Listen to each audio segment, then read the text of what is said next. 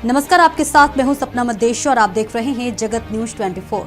तो आइए शुरुआत करते हैं कुछ खास खबरों से। गुजरात राजकोट जिले के उपलेटा में सिटीजन जिमखाना हर साल कई सेवा के काम करता है और हर साल निचले और मिडिल क्लास के बच्चों को रियायती दर पर किताबें बांटी जाती है। इसी वजह से इस साल स्कूल खुलने से पहले ही सिटीजन जिमखाना ने एक बड़ा किताब बांटने का प्रोग्राम किया, जिसमें झुग्गी झोपड़ी और झुग्गी झोपड़ियों के बच्चों को 600 से ज्यादा किताबें मुफ्त में दी गई और बाकी सभी जरूरतमंद बच्चों को बहुत रियायती दर पर किताबें बांटी गई। ये संस्था हर साल ऐसे कई काम करती है, जिसमें पिछले साल जिमखाना ने 3000 से ज्यादा पेड़ पौधे बांटे थे और भारी बारिश जैसी प्राकृतिक आपदाओं के दौरान भी संस्था ने कई लोगों को अनाज बांटा था। जगत न्यूज 24 गुजरात राजकोट उपलेटा से सरफराज गौडी की रिपोर्ट। હું સંજયભાઈ માકડિયા ઉપલેટા સિટીઝન જીમખાનાના પ્રમુખ અને આ અમારી ટીમના બધા સભ્યો છે। રમેશભાઈ સુવા ઉપપ્રમુખ છે, અશોકભાઈ સેક્રેટરી છે, કનુભાઈ કાલાવડિયા છે, સીડી પટેલ છે। અમારી બધી ટીમ અમે સેવાકીય પ્રવૃત્તિ જીમખાના દ્વારા દર વર્ષે કરીએ છીએ।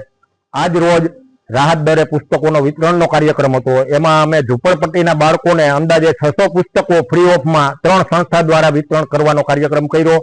ગયા વર્ષે અમે 3000 વૃક્ષો સબસિડીથી બધા જાહેરાત કરીને બધાને સબસિડીના ભાવે આપેલા હતા। જેવા સારા વૃક્ષો પણ હતા, નારિયેલી, ચીકુડી, કેરી, બધી રીતે સારા વૃક્ષો હતા। અને આ વર્ષે પણ એક વરસાદ સારો થઈ ગયા પછી 1 મહિનામાં અમે પાછો એ કાર્યક્રમ પણ કરવાના છીએ।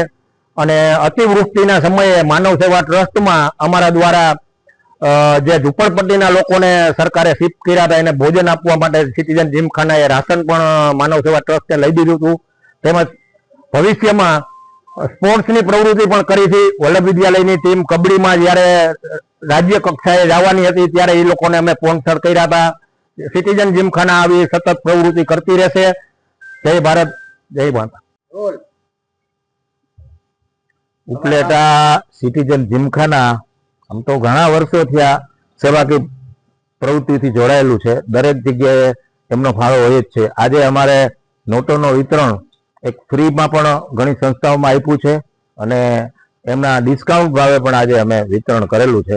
તો અમારા પ્રમુખ છે સંજયભાઈ, ઉપપ્રમુખ છે ભાઈ રમેશભાઈ સુવા અને હું પણ એક હોદ્દો લઈને સેક્રેટરી છું।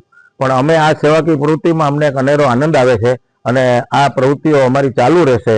જીમખાનાની અંદરમાં સ્પોર્ટ્સનું પણ અમે નવું હવે શરૂ કરવા જઈ રહ્યા છીએ। તો યંગ છોકરાઓને પણ એમાં લાભ મળે અને ગામમાં સેવાકીય પ્રવૃત્તિઓ જળવાઈ રહે એવું અમે બધા ઈચ્છીએ છીએ અને સેવાકીય ભાવનાથી અમે બધા અત્યારે આમાં છીએ।